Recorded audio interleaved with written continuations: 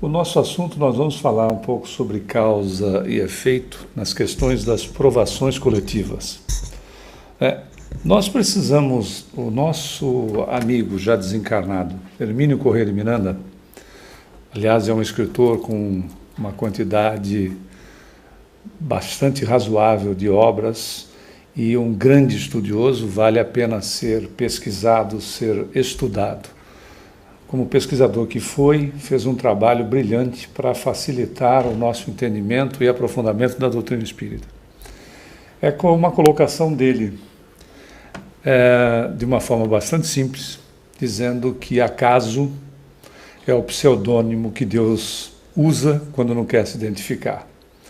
Neste assunto que nós trouxemos na noite de hoje, nós não poderemos jamais considerar o acaso nas questões de provações coletivas, senão Deus seria injusto. Nós pensamos alguns casos para fazer uma análise bastante rápida, dada que este é um assunto que merece um aprofundamento, a começar do Livro dos Espíritos, toda a codificação, Revista Espírita, André Luiz, Emmanuel, para nós podemos de fato, nos aprofundarmos em situações dessa natureza. Nós sabemos deste caso relativamente recente, da Germanwings, que aconteceu nos Alpes franceses, nesse voo a Barcelona-Düsseldorf, onde nós sentimos 144 passageiros, 6 tripulantes e o copiloto Andreas Lubitz, de 27 anos, sofrendo de transtorno de ansiedade generalizada, conhecido como TAG. Ele parece que deu uma medicação qualquer, colocou algum produto na água que o comandante da aeronave estava bebendo e o comandante, ao se ausentar para ir ao toalete, ele trancou a porta de maneira que é impossível a abertura e lançou o avião contra as montanhas ali, ali nos Alpes franceses. Na realidade, nós não podemos considerar aspectos dessa natureza, onde uma quantidade de criaturas esteja envolvida, como dissemos a princípio, como mero acaso. Porque se ele existisse, de fato, nós não teríamos ordem no universo. Na realidade, o que nós fomos buscar a partir deste evento, porque a ideia não é explicar estes eventos mais recentes, mas sim entendê-lo no cômputo geral da doutrina, são as informações que dissemos que a própria codificação nos traz. Na realidade, nos estatutos do Criador não há espaço para injustiça, sendo, como a gente já citou mais de uma vez, o acaso mera ficção. Mesmo quando fatos desnorteantes como esse que nós apresentamos se nos afigurem como incompreensíveis. Um indivíduo que tem tendência suicida leva a outros tantos junto com ele. Esses aspectos que são interessantes para que nós possamos entender como a divina providência, que não visa punir e sim educar, age em favor de nós mesmos e nós, como espíritos, costumamos agir em favor de nós mesmos. O ressarcimento de débitos pretéritos, como diz o Livro dos Espíritos, ou seja, o resgate das ações opostas ao bem e ao amor, pode e deve acontecer de diversas formas, até mesmo coletivamente. Ou seja, na realidade, transgressões coletivas, as leis de Deus devem ser expiadas coletivamente pelos mesmos personagens. E não importando aí a questão tempo, porque é algo que nos espanta às vezes, é entender que aquilo que se faz na presente existência tenha um resultado, seja positivo ou negativo, imediato. Isso não acontece. Vamos nos referir a algumas outras obras. Por exemplo, o livro Libertação, de André Luiz, pela psicografia de Francisco Cândido Xavier, nós vamos encontrar lá um personagem cujo nome é Gregório. Gregório foi o Papa Gregório que formalizou, que assinou a bula papal instituindo oficialmente a Inquisição.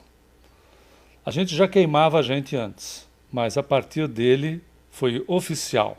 Então passou a ser oficial, levava o indivíduo para a fogueira oficialmente. Ele desencarnou e um dos personagens da obra, que é a sua mãe, vai falar com Gúbio, que é o mentor da obra que Vicente e André Luiz estão acompanhando, numa incursão que fazem abaixo da crosta, aonde se localizava a cidade que Gregório coordenava, uma cidade inteira. Sua mãe, e aí é a maior expressão de amor de Deus no mundo, é o amor materno. Segundo Emmanuel, quando nós quisermos ver o amor de Deus materializado no mundo, no conceito do que a gente entenda como amor, dado ao nosso processo de evolução, ele diz, basta que você olhe o amor de uma mãe.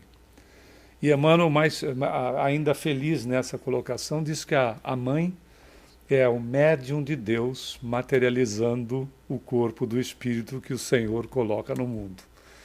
Então, esta relação é tão interessante de ser destacada, porque a mãe de Gregório que solicita a intervenção de Gúbio, que é o mentor da obra. Nós só vamos contar essa parte, não vamos colocar o livro todo. Ela diz que Gregório, nos últimos 550, porque ela estava acompanhando as ações dele há 600 anos, ou seja, dele desencarnado até o momento que Gúbio, André Luiz e Vicente vão até a cidade, aonde ele coordena, que é uma cidade onde eles faziam justiça com a própria mão, com as próprias mãos, acreditando que o processo da vingança era o correto, já que na visão deles Deus demoraria muito, ou simplesmente não existiria. Ela diz assim, nos últimos 50 anos, dos 600, ele continua sendo muito duro, mas ele já não é tão duro quanto. É interessante notar que o processo de tempo entre a saída da reencarnação e a continuidade das atitudes do indivíduo sofreu muito pouco no quesito de variação. Só nos últimos 50 anos, ou seja, daquele período que ele estava reencarnado, mais 550 anos, ele continuava com a mesma atitude. Isso pode nos espantar, porque o nosso tempo de existência é curto.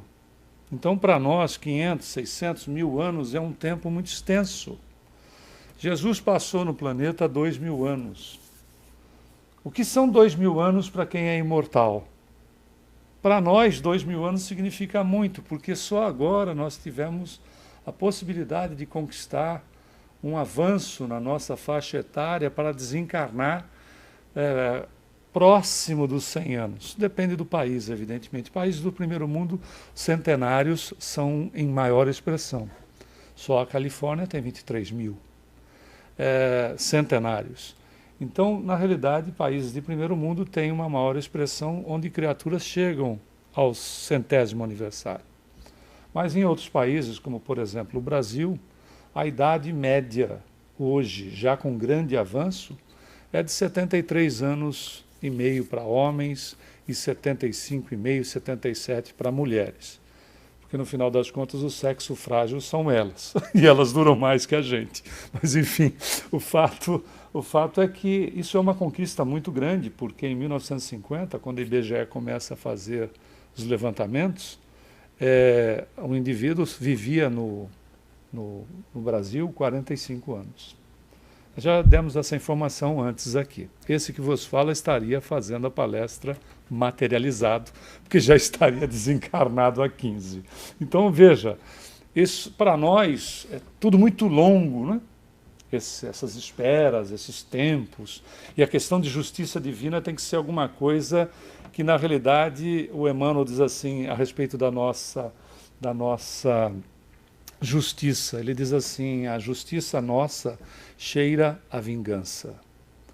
Com Deus não acontece assim, ok? Ele vai educando. Quando isso acontece? Quando a criatura começa a se conscientizar. não é ganhar, não é obter, não é ter a consciência toda para começar o trabalho. Ele é um processo para e passo. À medida que eu vou me conscientizando, eu vou acertando, porque seria, imagina se eu me conscientizasse completamente para olhar para os meus equívocos. Seria um choque tremendo. Então, à medida que eu vá me conscientizando, eu vou ajustando. É uma questão de sintonia fina. Eu vou acertando o dial à medida que eu vá me conscientizando. Por isso que quando nós olhamos esse tipo de assunto, nós temos que olhar sob essa ótica. Se você vê, por exemplo, uma cena dessa, já sabe que vai ser muito difícil continuar, não é? Aqui no planeta. Enfim, mas olha o que o Livro dos Espíritos diz na questão 737. Ele diz assim, e é até número de Boeing, né? O objetivo das diversas dores é fazer-nos avançar mais depressa. Olha que interessante. Desastres coletivos, pelo ponto de vista espiritual, têm finalidades saneadoras, que extraem densas sobrecargas das mentes que se consideram culpadas ou em profunda provação. Veja que interessante, né? Quando nós falamos em provação, nós não estamos falando em expiação, né? Porque provação é uma solicitação do espírito para avançar, diz o próprio Livro dos Espíritos. O que importa para o general não é a farda do soldado, é a vida dele. Para Deus não importa a vestimenta que nós estejamos utilizando, mas sim o espírito. Então veja, é uma comparação simplória, mas ele também diz em profunda provação. Quer dizer, eu posso solicitar uma provação para mim, que aparentemente para os outros pode parecer, né, como aparentemente parecer, inclusive a gente está dobrando a informação, mas o fato é, aparentemente pode ser muito dura, depende muito daquilo que eu precise para mim mesmo.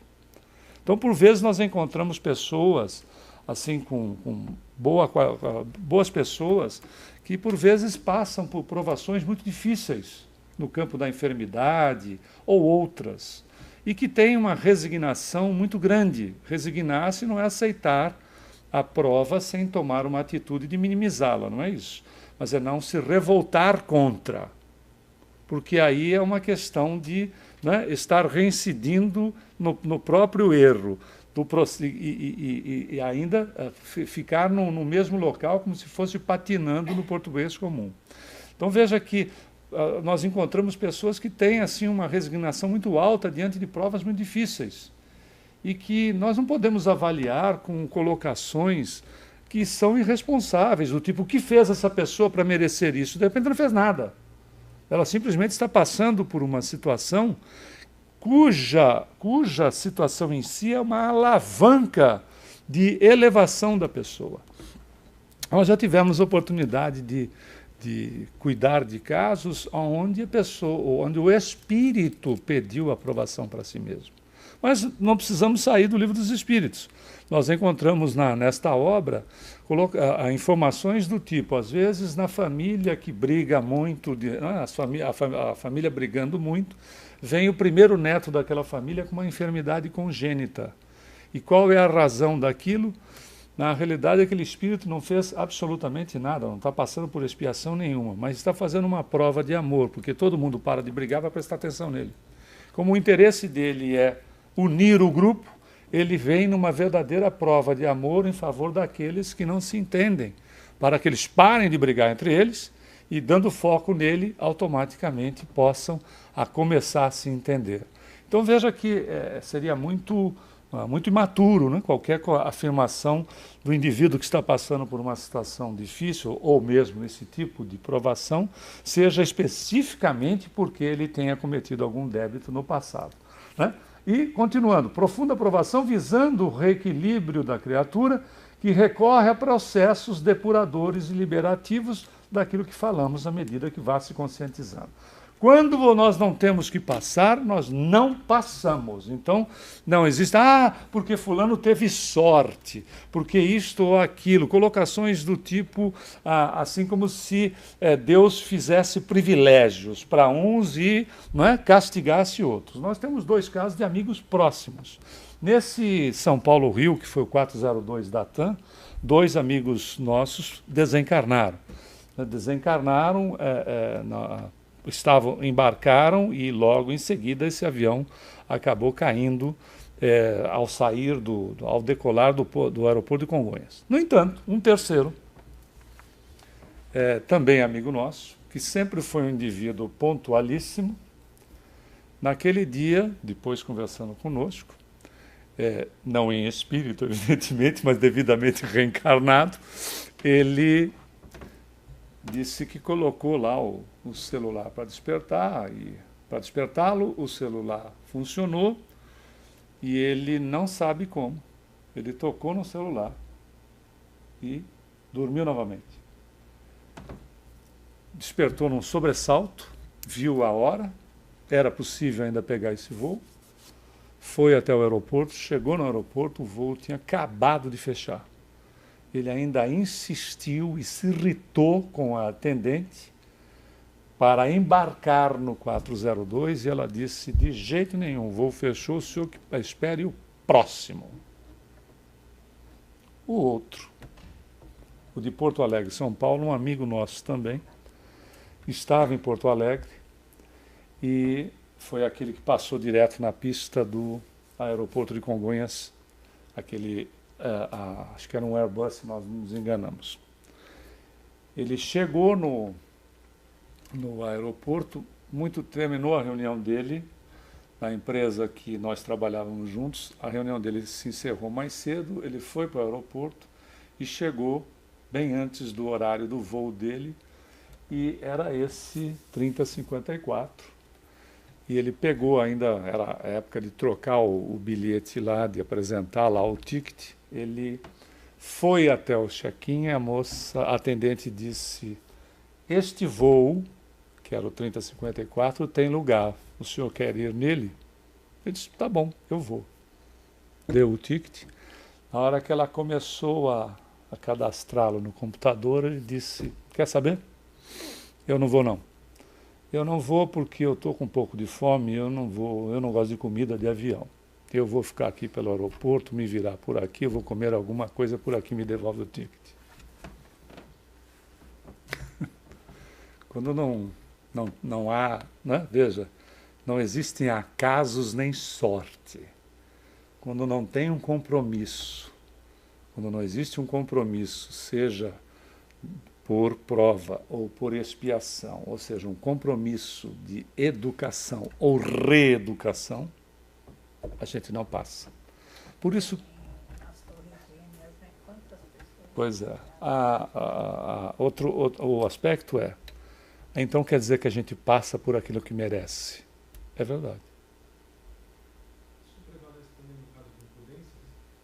No caso de imprudência, suicídio involuntário.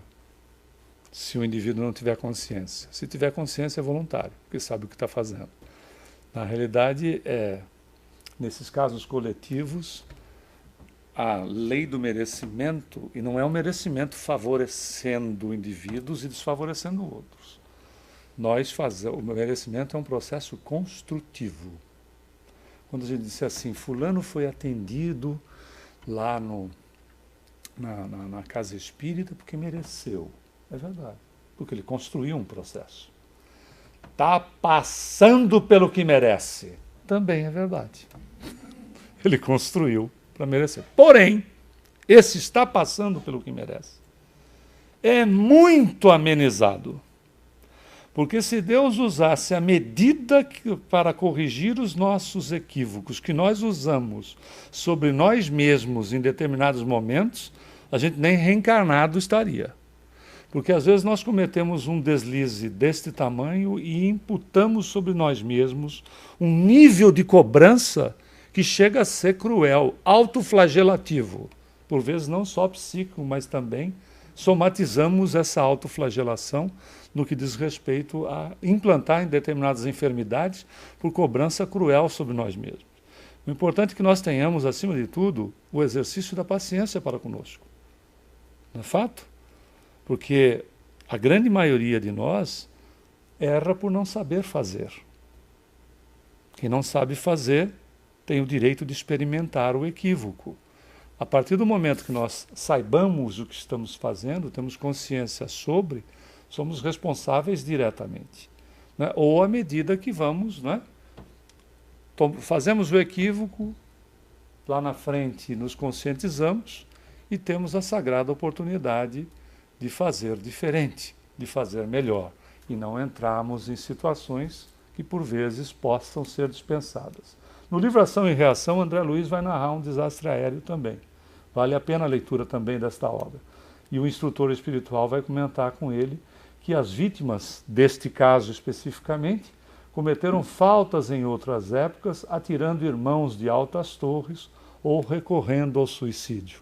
E passavam agora pela aprovação opcional daquilo que haviam feito para si mesmas. E é tão angustiante o episódio, busca transformar a própria situação. Quando eu tenha um problema e não esteja resolvido em mim, eu vou procurar uma maneira de solucioná-lo. Eu preciso ter a consciência tranquila. E para me tranquilizar, eu posso recorrer a medidas educativas que sejam para algumas pessoas impressionantes, mas são medidas educativas que o espírito pede para ele. É o caso aqui, né? Você citou as Torres Gêmeas, mas não só, né? Esse caso que foi assim famoso, né, do Titanic, o caso de não só isolado do Japão, mas já aconteceu, ou na Ásia já aconteceram outras situações de tsunamis, etc. Essas criaturas que lá se encontravam não estavam ali por acaso. E os que não estavam por sorte. Por exemplo, em Niterói, na década de 60, o Grand Circus, era o Grand Circus americano, estava instalado em Niterói, e na matinê, onde mais de 500 crianças estavam na matinê, começou um fogo sob a lona, e quem não acabou sendo atingido pelas chamas foi pisoteado pelos animais. Passado um pouco tempo depois, Chico Xavier recebeu uma mensagem do espírito Humberto de Campos narrando o episódio. Evidentemente, alguns comentários a respeito desta mensagem foram na tentativa de denegrir a imagem do médium, chamando-o de cruel. Ora, é melhor a gente aceitar que Deus é cruel do que aceitar a realidade dos fatos, né? Então, chamá-lo de desrespeitoso, algumas poucas pessoas, era mais factível, ou então achar que Deus realmente age com crueldade. Quando, na realidade, se o Senhor nos ama integralmente, é impossível associar crueldade com alguém que te ame, a não ser que o indivíduo diga que te ama e tenha um problema psiquiátrico, né? Mas é impossível fazer essa associação. Mas o que Humberto de Campos diria através dessa mensagem? No ano de 177 d.C., em Lyon, na França, para festejar a chegada de Lúcio Galo, que era um famoso cabo de guerra do imperador Marcos Aurélio, se reuniu uma grande quantidade de pessoas, moradores e altas patentes do exército, entre outros, que ficavam sediados em Lyon. E eles quiseram patrocinar para Lúcio Galo um espetáculo que fosse assim de caráter inesquecível, diferente do que ele já estava acostumado a assistir, que eram lutas de gladiadores, ou colocar leões e cristãos e leões na arena, e coisa do gênero. Eles queriam fazer algo diferente. Então o que eles fizeram foi pegar uma série de crianças, uma quantidade grande de crianças, pessoas idosas e mulheres, e colocaram no centro do circo, que Lyon tinha também um circo, colocaram no centro do circo, colocaram animais juntos e puseram betume em volta e tocaram fogo. Os animais entraram em pânico. Quem não era pisoteado tinha que vencer a barreira de chamas, o que era impossível, ou quem não foi carbonizado foi pisoteado pelos animais. Em 177, quase, pouco mais de 1.800 anos depois, os mesmos espíritos que promoveram esta situação toda foram se reencontrar no mesmo ambiente e, evidentemente, conscientizados que estavam, se submeteram à prova que fizeram os outros, por diversão, se submeterem.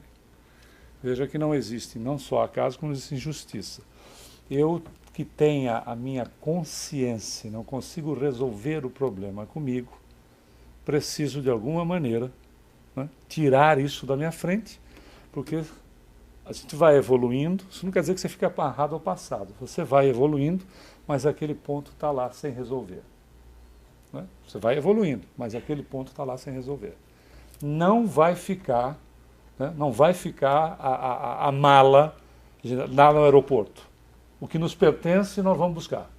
Quando a gente tiver condições. Pois exatamente. Quando tiver capacidade para entender isso. Mas isso não quer dizer que fiz e a coisa está desta maneira. Existem aí uma série de atenuantes no meio, e aí só o mente e o espiritismo, com a sua lógica racionalizada, a sua fé racionalizada, a sua lógica racionalizada na questão da reencarnação, vai nos consolar. Nós criamos as culpas e nós mesmos formatamos os processos para extinguir os defeitos. Caso contrário, como a gente falou, Deus seria cruel. Né? E a sua justiça, a justiça divina, está exatamente calcada na livre escolha. Eu faço o que eu bem entendo e me responsabilizo. Porém, Pedro, o apóstolo Pedro, no capítulo 4, versículo 8, diz assim: o amor cobre uma multidão de pecados. Ou seja, o amor cobre uma multidão de erros e equívocos. Funciona como contraponto dos nossos equívocos. Porque, na realidade, todo o bem que nós fizemos, como diz Emmanuel, será o nosso advogado em toda a parte. Por que eu preciso de determinados níveis de reeducação? Porque eu não quero me educar no bem. Tão simples quanto. Quanto mais eu resista, o ponto está lá para ser resolvido. Como é que eu resolvo isso sem ter que, né, de repente, passar pela mesma situação? Esse é o chamado do Evangelho. Na reencarnação, nós somos atraídos por uma força magnética, ou seja, a sintonia vibratória, né, consequente dos erros praticados coletivamente, e reunimos-nos sob certas circunstâncias. O Emmanuel, através do Chico, no livro Consolador, diz assim: não se trata de doloroso acaso as circunstâncias que reúnem as criaturas mais díspares no mesmo acidente. É uma reunião que as criaturas acabam se promovendo para elas mesmas. No Livro dos Espíritos, novamente, da pergunta 851 a 867, então veja que é muito material para a gente poder estudar, nós encontramos, para o espírita, fatal, no verdadeiro sentido, só o instante da morte. Ou seja, graças à lei de ação e reação e ao livre-arbítrio, o homem pode evitar acontecimentos, como também permitir outros que não estavam previstos. A sua pergunta lá a respeito do indivíduo que não seja cauteloso, a começar do trânsito. Então veja, a questão é, através do meu livre-arbítrio e das minhas atitudes, eu posso refazer o processo. Como posso agravá-lo ou então deixá-lo pendente? Diz Emmanuel, para nosso consolo, que quando a prova chega e encontra o indivíduo trabalhando no bem, trabalhar no bem é uma postura, não é só o local e determinado horário. Estar predisposto ao melhor sempre, em pensamentos, e convertê-los em atos. Quando chega a prova, diz Emmanuel, e encontra o indivíduo trabalhando no bem, a prova poderá ser adiada ou simplesmente eliminada. Porque, na realidade, compensa. O indivíduo está aprendendo muito mais, porque fazer o bem no nosso planeta ainda exige muito sacrifício. Não é verdade? E, por vezes, sacrifícios com situações de colegas no mesmo ambiente que são inesperadas as atitudes, contrárias à realização do projeto que se tem em mente. Às vezes dentro do próprio lar, As barreiras ainda são muito grandes. Por quê? Porque é o mal, porque isso. Não, não é. É por conta da ignorância, do desconhecimento. Colocações do tipo, o que é que você vai fazer? Nós nem vamos falar de centro espírita. O que é que você vai fazer tanto lá? Ou então colocações mais infantis. Cansei de ser bom. Ora, quem é bom não se cansa. Não é verdade? É a mesma coisa de maior infantilidade. Eu ainda perco a paciência. Você não vai perder aquilo que você não tem. Não é verdade? Se você tem paciência, você não perde, porque paciência não é um produto que a gente encaixa dentro de nós e de repente a gente tira, né? Ou perde ela. Ou é paciente ou não é. Então, eu ainda perco. Não se preocupe, porque se ninguém perde aquilo que não tem. Então, na realidade, veja, é todo um processo construtivo. Então, o livre-arbítrio, ou seja, a liberdade que eu tenho de escolha, poderá amenizar em muito e anteciparem muito a meu processo de educação, sem que eu tenha que ficar levando bagagens, carregando bagagens do passado. Né? É a mesma coisa que guardar a roupa esperando moda voltar. Quando a moda volta, você, não é, expandiu a musculatura lateralmente e a camisa já não fecha mais da mesma maneira, se é que fecha. Né? Então, muito bem. O que acaba acontecendo o ensinamento de Jesus é sempre atual. A semeadura é livre, a colheita é obrigatória. Né? Quem vai, né? Não é ditado popular brasileiro, quem semeia vento, colhe tempestade. É por isso que, na passagem com Jesus, a gente entende que o passado, muitas vezes, determina o presente, que, por sua vez, determina o futuro. Veja que não é fechado, ele determina. Muitas vezes, dependendo de tudo aquilo que a gente falou até agora. Por isso que, na hora que o Pedro puxou da espada e atacou lá a orelha do soldado, ele disse para Pedro, embainha a tua espada, porque quem com ferro fere, com ferro será ferido. Né? Ou seja, evite a atitude, porque a partir de então, é muito interessante nós pararmos para pensar num simples, quando nós dirigimos a palavra para outra pessoa. A gente nunca sabe aonde vai chegar e como vai chegar. Quais são os valores daquela criatura? Como é que aquela criatura vai receber o que você está dizendo? E se for alguma coisa sobre a vida de alguém, aonde aquilo vai chegar e de que jeito? Não é? As fofocas sempre nascem porque o fofoqueiro sempre tem o melhor amigo para contar. Então ele olha, como você é melhor amigo, melhor amiga, eu soube de um fato, passou. Mas a pessoa não aguenta segurar aquilo, passa para outra, como nascem as fofocas. Todo mundo tem o melhor amigo. E a gente nunca sabe onde é que vai chegar. E como vai chegar.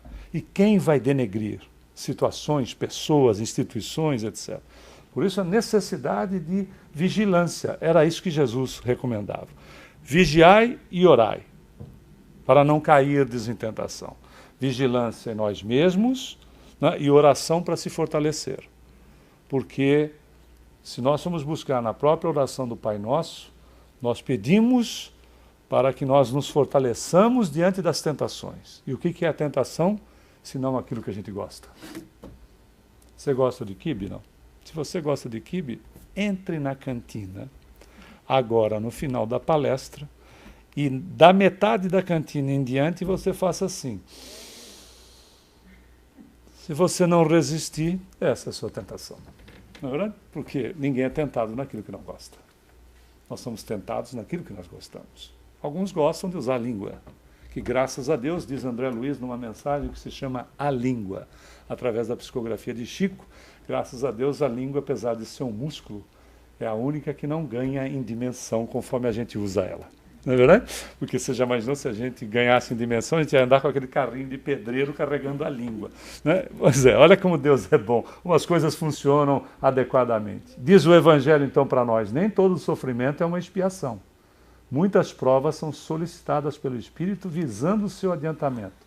Para o avanço espiritual devido, continua o Evangelho, procura-se não falir pela lamentação, revolta, pois as grandes provas são quase sempre um indício de um fim de sofrimento e de aperfeiçoamento do espírito desde que sejam aceitas por amor a Deus. Por isso que a gente tem a imagem de Jesus quando ele diz: seja feita a tua vontade. Tem que ter muito amor para dar. Principalmente sabendo por antecipação que ele ia ser crucificado. Porque ele não sabia só dele. Aliás, ele fala a respeito de situações que aconteceriam mais de 1000 anos depois dele. Começa falando a respeito do templo de Jerusalém, que não ficaria pedra sobre pedra, e no ano 70 os romanos demoliram o templo todo. Falou a respeito da Inquisição, que ia ficar filho contra pai, pai contra filho, irmão contra irmã, etc. Falou a respeito da Inquisição, dos absurdos que a gente faria em nome dele, etc., usando o nome dele para justificar guerras de conquista, e assim sucessivamente. E dávamos os nomes, né, de cruzados e cruzadas, colocando a cruz no escudo e matando os outros. Todos esses absurdos. Ele sabia que ele ia desencarnar e como seria.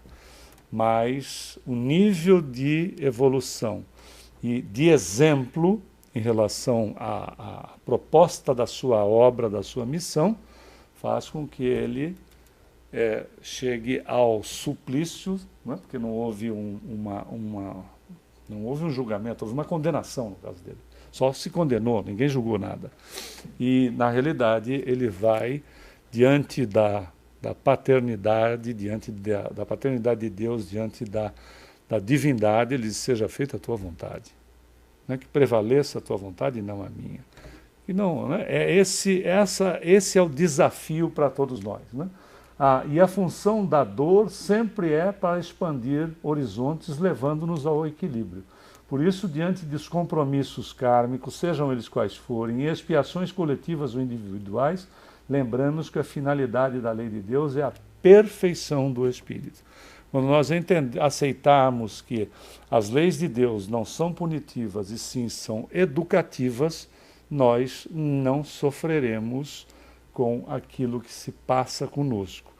Não significa não tomar atitude para minimizar a dor. Na realidade, se eu corto a mão, não adianta eu ficar orando para que as coisas aconteçam. É minha obrigação ir, por exemplo, dependendo da profundidade do talho que eu faça, ir ao pronto-socorro, fazer sutura, tomar anti-inflamatório, etc., botar o braço na tipóia, se necessário for. E orar para que o processo da cicatrização se dê mais rápido, que isso é completamente possível, provado em laboratório. Então, na realidade, esse é o aspecto. E qual é o segundo momento em relação a isso? A próxima vez que eu pegar numa faca, eu ter a consciência de que aquilo pode me ferir novamente. Então, eu passei por um processo educativo de forma a ser doloroso por uma razão simples, porque eu não prestei atenção, porque eu fui negligente quando eu estava usando pela primeira vez. E toda vez que eu negligencio sobre algo, eu acabo causando danos para mim mesmo. Usando da inteligência, como é que eu faço? Segundo momento, eu vou passar a tomar mais cuidado, né, se eu usar da inteligência. Mas posso continuar querendo ser negligente com aquilo. Passo de novo. De outra maneira diferente, mas passo de novo. Até que deixe de ser negligente comigo mesmo. É como funciona. Né? Então não é a divindade que fica punindo este ou aquele, ou favorecendo este ou aquele. Sou eu diante da minha própria realidade, agindo em favor ou contrário a mim mesmo. Por isso que, diante da prova, lembremos dos ensinamentos de Jesus. Né? Ou seja, quando o filho lhe pedir pão, não vai... Né? Qual é o filho que, pedindo pão para o pai, este lhe daria uma pedra? Se lhe pedisse um peixe, lhe daria uma serpente. Dirigindo-se para nós, disse: nem vós fazeis isso aos vossos filhos, que dizer Deus. Ou seja, não é possível que o indivíduo que tenha bom senso, o bom senso do Criador seja menor do que o bom senso que nós temos em relação àquela criatura que nós amamos. Se nós não fazemos isso para aqueles que nós amamos, que dizer Deus, cuja condição a gente ainda não tem capacidade de compreensão, porque Deus a gente define, mas racionalmente não sabe o que é. Definimos de uma maneira bela, né? Primeira pergunta do primeiro capítulo do Livro dos Espíritos. O que é Deus? E os Espíritos respondem: inteligência suprema, causa primária de todas as coisas. Isso se chama definição. Racionalmente, a gente não sabendo o que é, Jesus há mais de 2000 anos facilitou a vida. Primeiro mandamento que eu te dou, resumindo leis e os profetas, ama a Deus sobre todas as coisas. E um segundo semelhante a esse, e aí a gente consegue racionalizar, é ama o próximo como a si mesmo. Então, diante, né, daquilo que é inevitável, como a gente sabe que a única coisa é de fato, né, é o desencarne diante do inevitável, porque não tem como escapar, não é verdade? A gente pode adiar. Via de regra, diz André Luiz, é enorme o número que antecipa, de pessoas que antecipam, é enorme. Nós podemos adiar. Como é que se adia, né? Cuidando de si mesmo e ao mesmo tempo sendo bom? Porque quanto mais útil nós formos, dá para dar umas esticadinhas, porque não tem data fechada, nós não somos um peru que mora na véspera. Na realidade, né? Não tem data fechada. Mas, infelizmente, pela maneira da criatura agir, se antecipem muito, quando a gente poderia, né, dar umas esticadas boas. Porque dizem lá que o plano espiritual tem isso, tem aquilo, né, assim, as cidades são de luzes, mas vai que o GPS falha e a gente se perde no caminho, né? De que maneira for, vale a pena nós entendermos que, nas leis de Deus, todos os aspectos que são feitos são para a nossa correção e felicidade. Então, diante da prova, seja nossa, de familiares, de parentes, de amigos, procuremos entender que o Senhor nos ama integralmente. E se Ele nos ama integralmente, aquilo que nos possa acontecer, ou direto ou indiretamente, é para melhorar a nossa condição como espíritos e sermos um pouco mais felizes. Muita paz a todos. Obrigado.